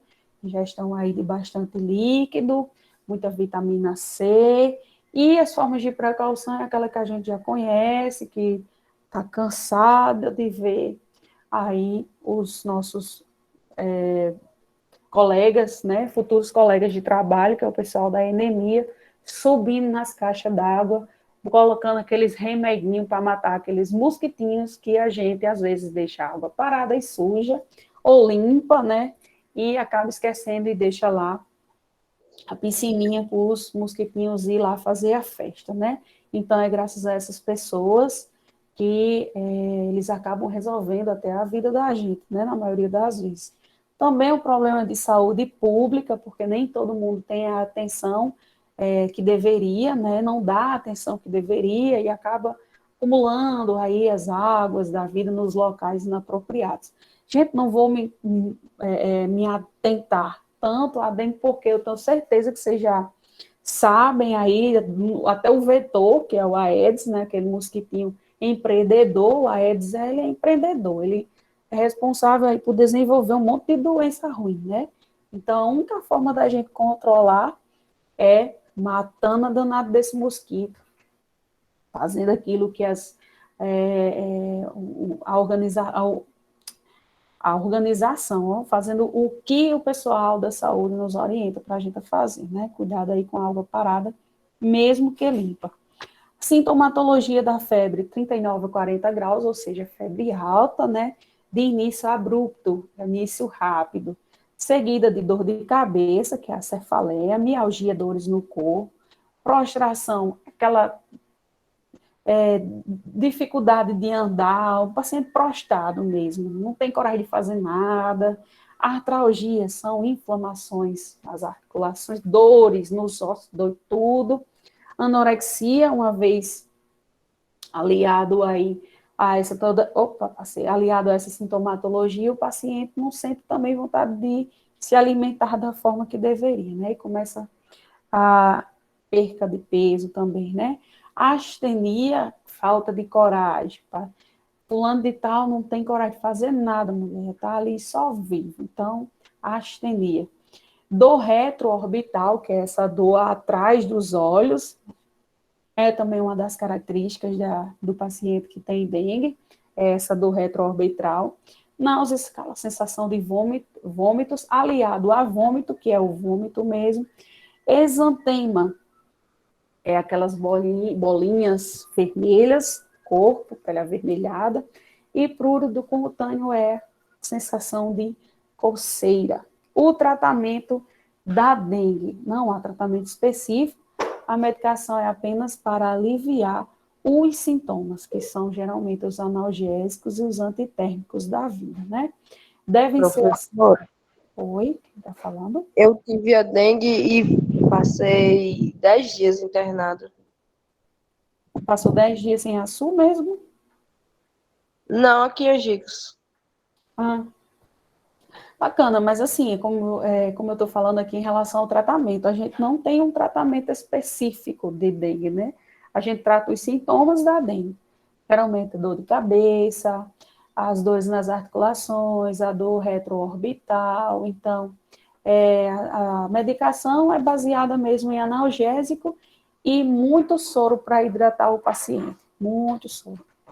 Além de uma boa alimentação, né? Aliada a tudo isso. Professora, no caso, Fernanda falando, Sim. No caso, o internamento ocorre mais assim na questão de pacientes com dengue hemorrágica? Não. Quando a dengue hemorrágica é uma complicação já mais severa da doença. A internação acontece se o paciente estiver bem ruim mesmo, porque tem gente que consegue tratar em casa, né? Através de manter uma boa hidratação, né? Muito suco, muita água, aliado ao paracetamol, uma dipirona para controlar a dor, né?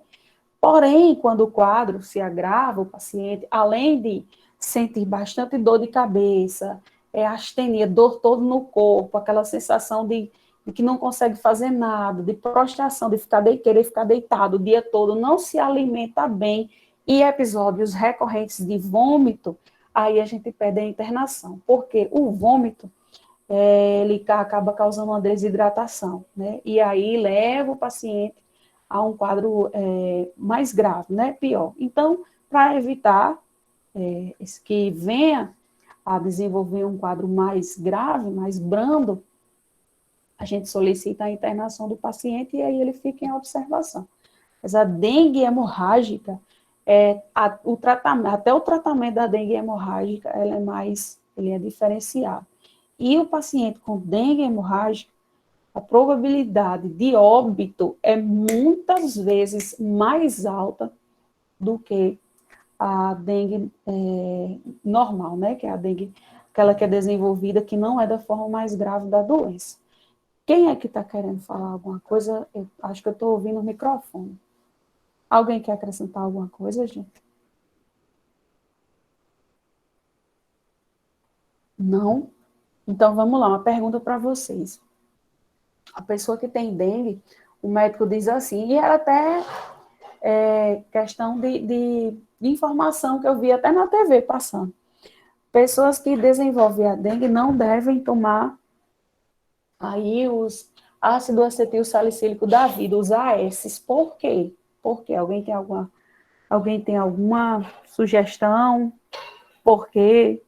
Não deve. Ibuprofeno também, os anti-inflamatórios, devem ser evitados. Dou-lhe uma, duas. Quem responder tem um ponto na prova de amanhã. Valendo 5, 4, 3. Ninguém sabe. Pergunta. Perderam. Porque o paciente que tem dengue não deve fazer o uso de anti-inflamatórios, como ibuprofeno e o AS, por exemplo. Gente, aqui a resposta, olha. Vocês, viu? Eu prefiro acreditar que vocês não estão vendo adequadamente. Porque deve ser evitado analgésico e antitérmico, deixa eu ver, salicilatos e os anti-inflamatórios não hormonais. Responde, professora.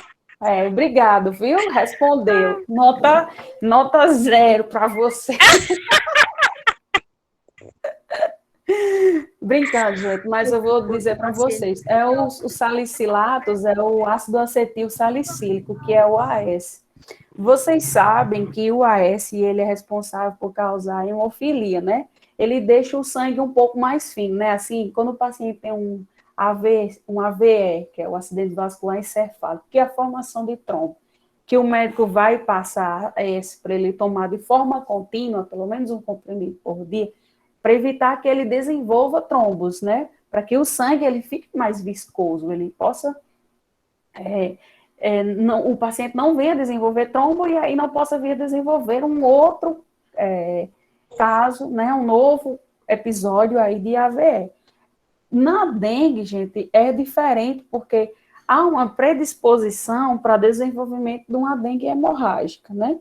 E aí, quando você toma essas medicações, seja o AS ou seja o ibuprofeno, a probabilidade de causar uma hemorragia, ela é aumentada, né? Porque esses medicamentos, eles agem inibindo aí a agregação plaquetária, né? Que é a formação de trombos no organismo. E aí, uma vez que inibe o sangue, ele fica mais viscoso mesmo. E se a doença tem uma predisposição para desenvolver uma hemorragia, para que é que você quer um sangue ainda mais viscoso? Você vai aumentar o nível aí do paciente vir a ter uma hemorragia.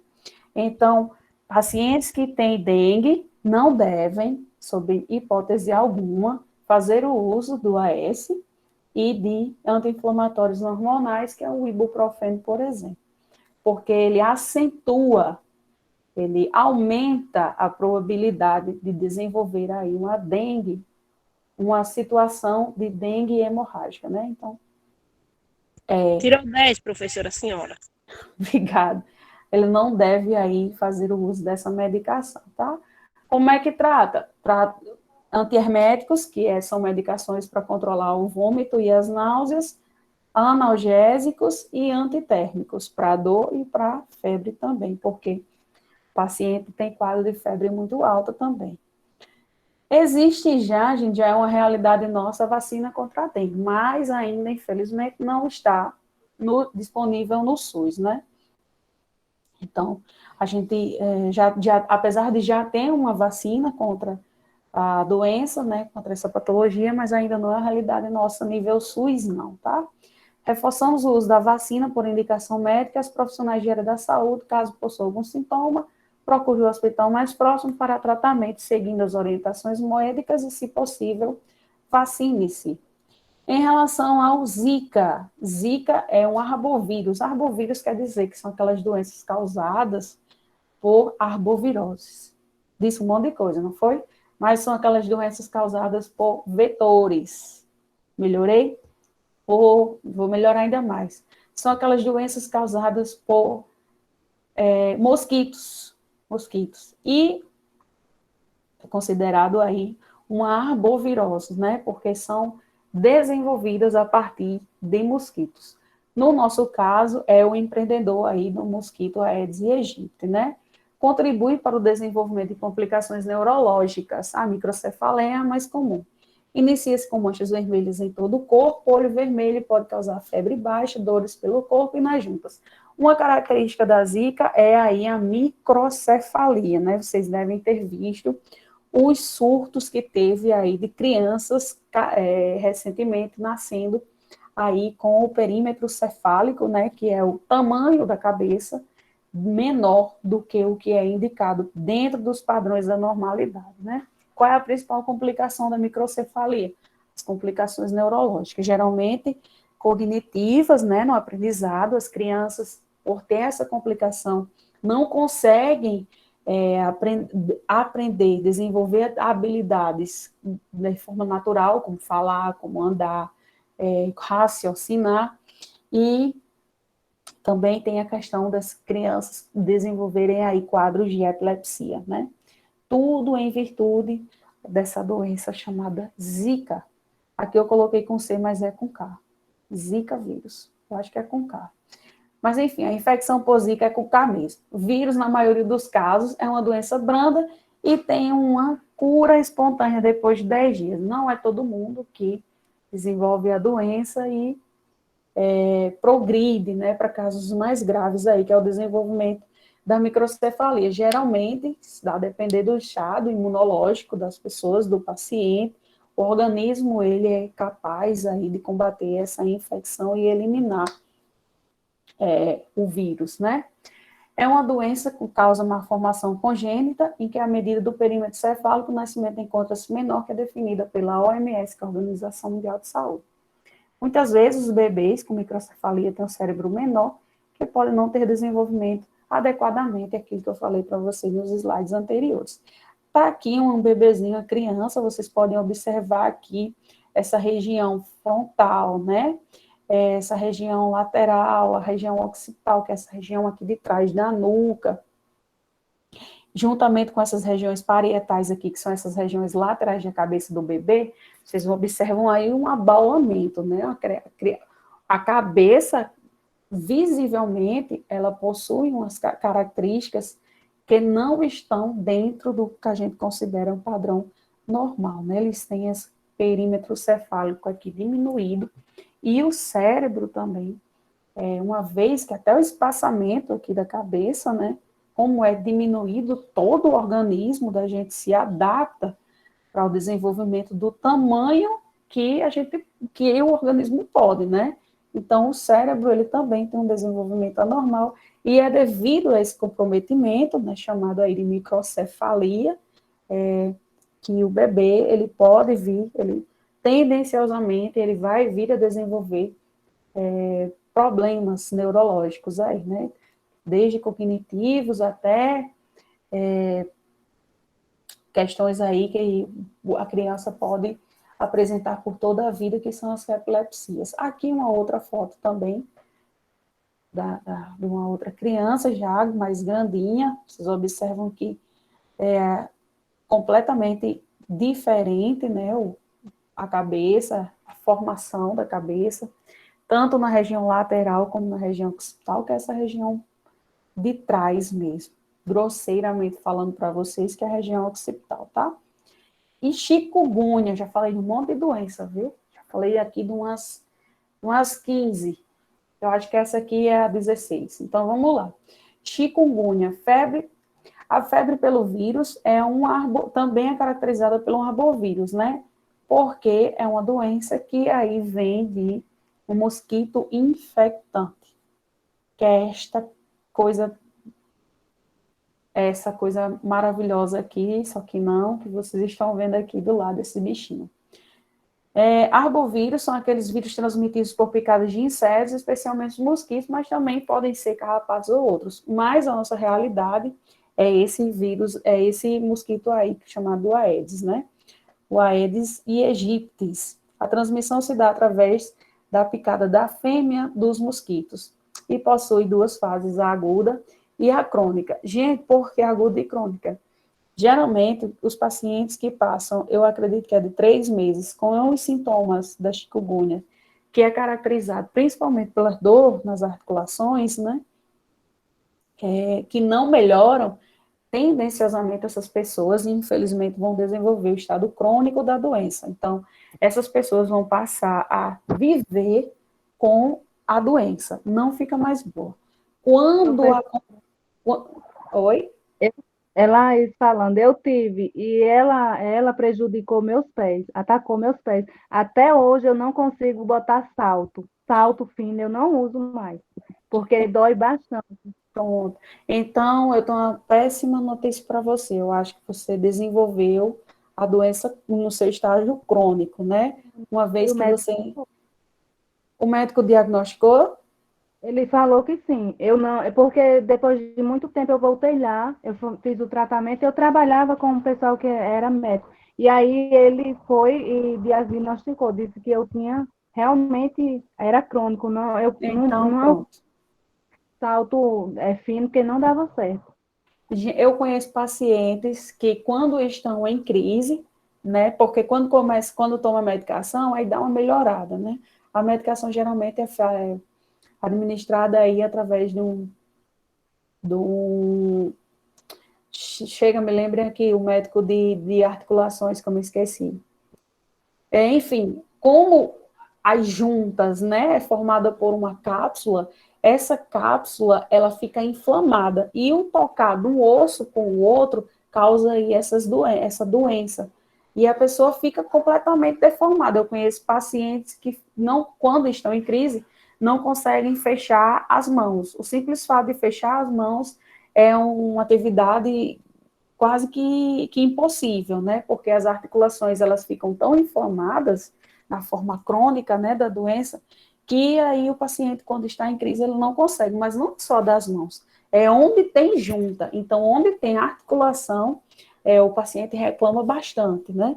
E como a colega informou para vocês, aí a questão de não conseguir mais usar o salto, geralmente é uma complicação da doença. Os sintomas, gente, febre, dor intensa nas juntas, que são dores nas articulações, especialmente os joelhos, pulso, tanto direito quanto esquerdo, peles e olhos avermelhados, dores pelo corpo, dor de cabeça, náuseas e vômitos. Cerca de 30% dos casos não chegam a desenvolver sintoma. Normalmente os sintomas aparecem de 2 a 12 dias da picada do mosquito, período conhecido como incubação. Depois de infectada, a pessoa fica imune pelo resto da vida. Se tiver tido a oportunidade de desenvolver a doença na sua forma aguda, ótimo, né? que após os sintomas desaparecem e a pessoa volta a ter uma vida normal. Se ficar crônico, aí a gente vai precisar reumatologista, lembrei do médico, pronto. Ele é um médico especialista, né, e pode aí ofertar medicações para quando o paciente estiver em crise, poder utilizar ou de forma contínua aí fazer a utilização dessas medicações para evitar essas dores recorrentes aí nas articulações. Porque os outros sintomas, a febre, a dor de cabeça, elas desaparecem, as náuseas desaparecem, o que fica mesmo é a dor nas articulações, né? Eu acho que essa aqui é a última doença que a gente tem, se não, vamos adiante, né, até encerrarmos. É o sarampo. Sarampo, causada por um vírus, também é uma doença infecto-contagiosa, afeta principalmente as crianças durante o primeiro ano de vida. É caracterizada principalmente por esse menininho aqui que eu estou passando o mouse, por essas bolinhas vermelhas aí na pele. A transmissão ocorre por meio de secreções liberadas ao tossir, falar ou espirrar, e geralmente isso acontece 4 dias antes ou 4 dias após o surgimento das manchas vermelhas no corpo todinho. Geralmente é uma doença muito ligada aí às crianças, né, no início aí da vida. Os sintomas, febre alta, mal-estar, nariz escorrendo, o nariz entupido, e a vacina é a nossa única meia, nossa única forma de prevenção, de tratamento aí contra o sarampo, é a vacina. Então, mais uma vez, levantando aí a bandeira das vacinas, defendam a ciência, acreditem, né, nos cientistas, acreditem nas pesquisas, porque não é de hoje que a gente observa que essas doenças aí, elas vêm tendo, né, tratamento, tendo aí eficácia e sendo eliminado da vida das pessoas. Como o Brasil perdeu o certificado de erradicação de sarampo? Gente, uma coisa. O Brasil, fazia muitos anos que não se tinha um caso de sarampo no Brasil, né? Antes, até na minha infância, era muito comum crianças se desenvolverem, porque eu me lembro. Mas hoje, depois da vida adulta, e principalmente observando aí essa questão na saúde, né, na atenção básica, que é onde eu já tenho tido a oportunidade de trabalhar, eu praticamente nunca vi um caso de sarampo, né? Mas o Brasil perdeu o símbolo da erradicação do sarampo, em virtude aí dos fake news, de que a doença, de que a vacina causava, estimulava algumas doenças. Então, infelizmente, nos dias atuais, algumas mães, alguns pais, alguns membros de família não levam as crianças para vacinar porque acham que as vacinas não possuem eficácia e não serve de nada, e além disso, estimulam as crianças a desenvolverem outros tipos de comportamento. Algumas até, eu vi alguns fake news que diziam que as crianças desenvolviam autismo, então veja que absurdo, né? Então, há muitos anos, né, aqui, ó, desde o ano de 2000, o Brasil não tinha casos, né, registro de sarampo no país. Mas no ano de 2019, o Brasil perdeu esse certificado porque começou a surgir aí alguns casos de sarampo novamente. Então, observem que é uma doença que há muitos anos atrás, 2000 para cá é tempo, viu? Não se via, não se registrava casos da doença no país. Mas, no ano de 2019 para cá, começou-se a aparecer alguns casos isolados pelo país. Uma vez que começou a surgir esses casos, o Brasil perdeu esse certificado, que é um símbolo representativo, né, importante para a saúde pública, ofertado aí pela Organização Mundial de Saúde, né? Então, a nível mundial, não se registrava e sabia-se, né, que não existia registro de sarampo no Brasil. Mas, em 2019, o país perdeu esse selo aí, principalmente devido a informações erradas, a disseminação de informações erradas que perpetuaram aí pela vida das pessoas. Esteja sempre atento ao calendário vacinal, nacional de vacinação disponibilizado pelo Ministério da Saúde, e lembre-se, a vacinação é gratuita e salva milhares de vidas. O movimento já sei. O movimento antivacina é esse aqui, conforme mostra a foto, que foi o responsável aí por trazer de volta, né, algumas doenças que tinham sido erradicadas do país. O sarampo é um exemplo delas. Então, essas pessoas que não acreditam na eficácia das vacinas, que formam os grupos mesmo, aí, os antivacinas, que não levam as crianças, não estimulam as pessoas a não levarem as crianças a se vacinar, porque elas defendem a ideia de que as vacinas causam reações adversas e causam muito mais complicação do que benefícios. Então, é graças a essas pessoas aí que algumas doenças, como o sarampo, por exemplo, tinha sido erradicado do país, agora voltou novamente, né? Uma vez que a gente viu no slide que uma das formas de prevenção e única forma de prevenção contra essa doença é aí através da vacinação. Por que existe a recusa vacinal? Porque, né, algumas pessoas defendem, não vão vacinar, principalmente aspectos filosóficos e religiosos, aspectos socioculturais, baixa percepção do risco de doenças, questionamento da eficácia, né? Que está acontecendo agora no Covid, que tem uma galera aí dizendo que não vai tomar vacina porque não conhece a eficácia da vacina, não sabe de onde foi feito, nem o que tem dentro, então não vai tomar, e aí acaba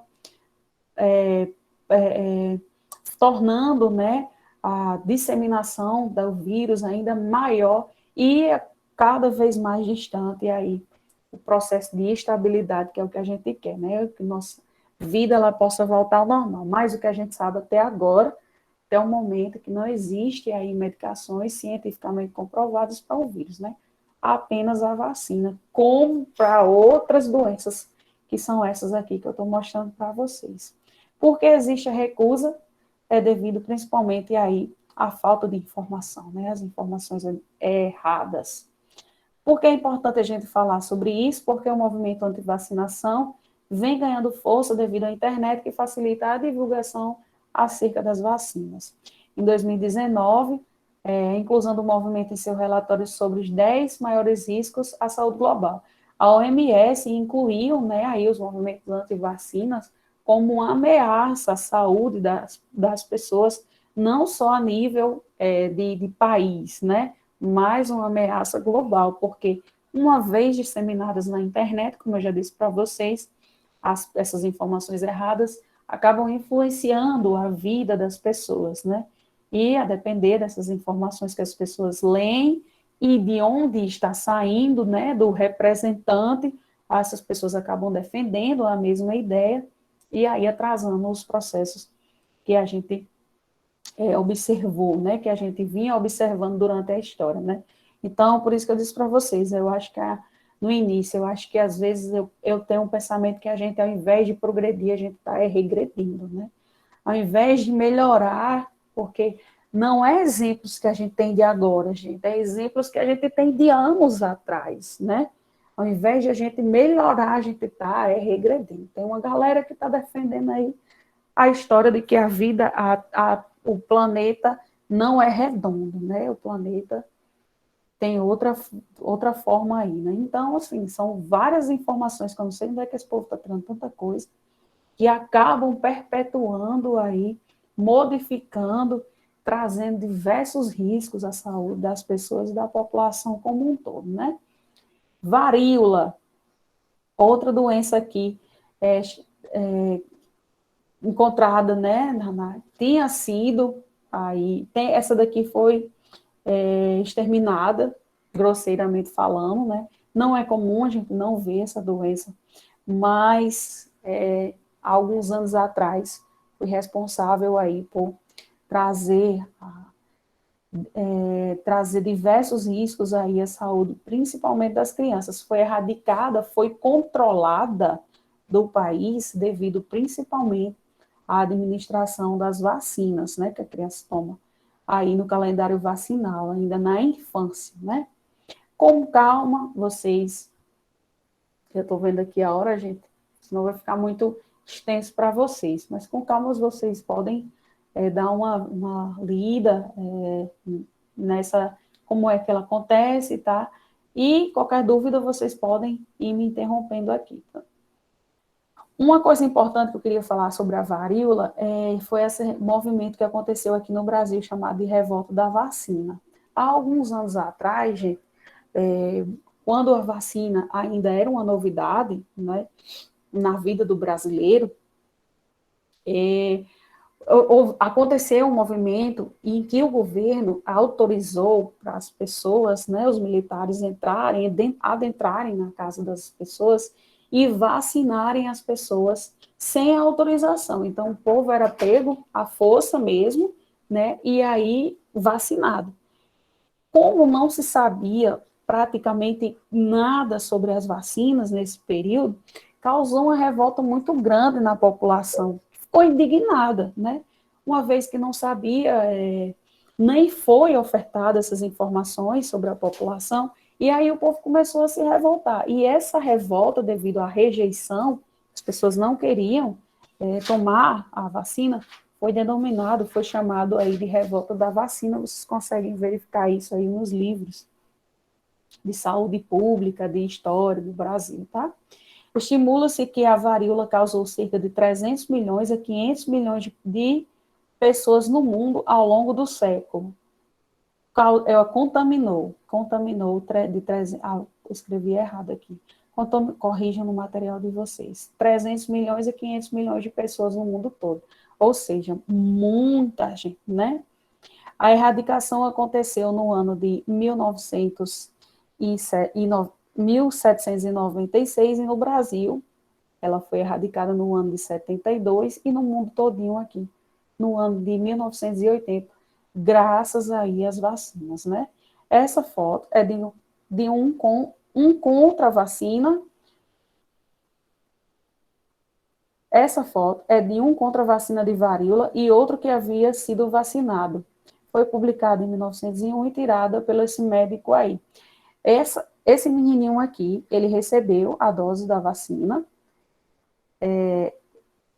E esse outro aqui, não, esse que tá cheio de carocinhos aqui, ó, no corpo todinho. Esse aqui não recebeu a dose da vacina e esse outro aqui recebeu a dose da vacina. Então, vocês observam como ocorre a manifestação da doença em pessoas que não têm a oportunidade de serem imunizadas e nas outras pessoas que têm a oportunidade aí de receber a vacina, né, o imunobiológico. É devido às vacinas que você não vê imagens como essas nos dias atuais, principalmente de varíola. Poliomielite, também chamada de paralisia infantil, a polio, ou ainda doença de Raynaud, é uma infecção viral. Essa doença contagiosa ataca o sistema neurológico, afetando o corpo inteiro, podendo causar paralisia dos movimentos musculares. A transmissão ocorre por contato direto com fezes ou com secreções eliminadas pela boca das pessoas doentes e pode provocar ou não a paralisia. O último caso de infecção aconteceu no ano de 89, na Paraíba, e a vacinação é a única forma de prevenção. Por que a gente não vê mais pessoas adoecendo aí da poliomielite? Essa doença que impedia aí que as pessoas, né, andassem, causava paralisia dos membros, principalmente os membros inferiores, né, ainda na infância. É graças à vacina que a gente não vê casos como a poliomielite nos dias atuais, gente. Essa VOP aqui é ofertada também no calendário vacinal. Quem é mãe, quem é pai, que leva o filhinho, que acompanha o filhinho aí, carteira de vacina, com certeza vai ver que existe lá as instruções e a idade para fazer a administração da vacina VOP aí, que é as gotinhas, né? Evita a paralisia infantil. Sintomas: febre, mal-estar, dor de cabeça, dor de garganta, diarreia, espasmos musculares, rigidez na nuca e, em casos mais graves, a meningite.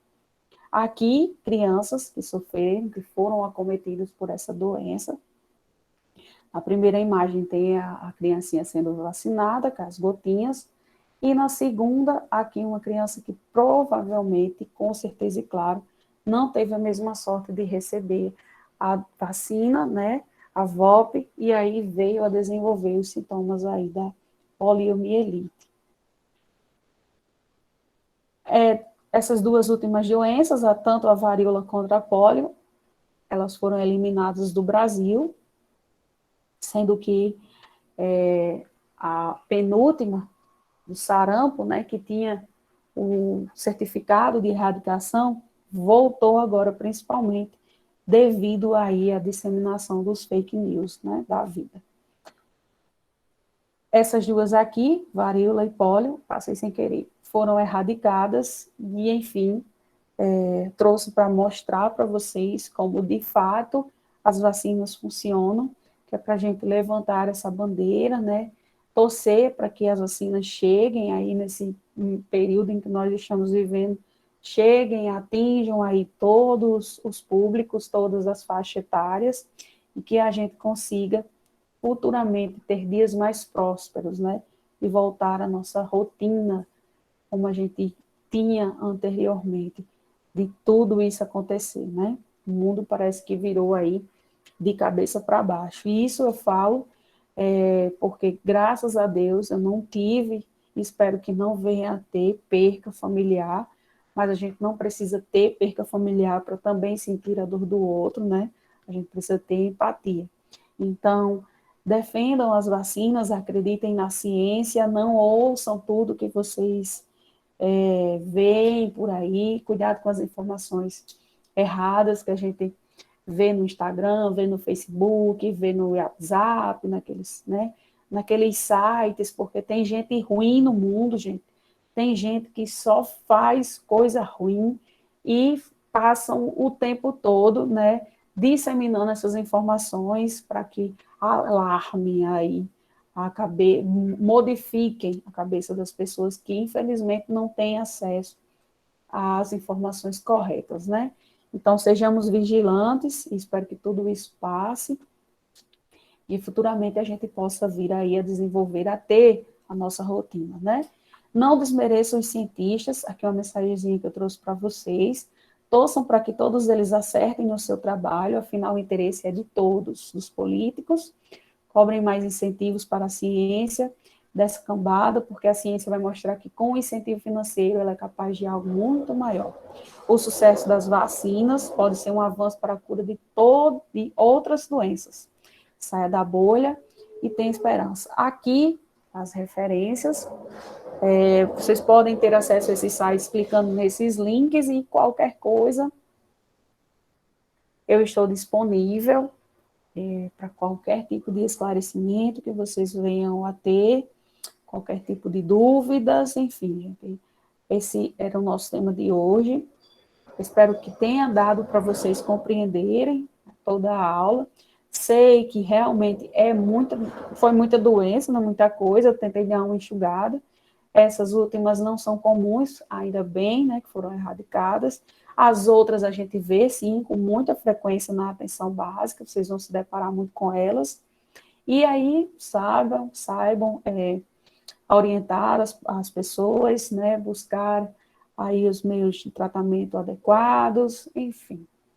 Agora, quem quiser fazer algum questionamento, fiquem à vontade. Deixa eu parar aqui para não ficar muito grande, para quem vai estudar depois.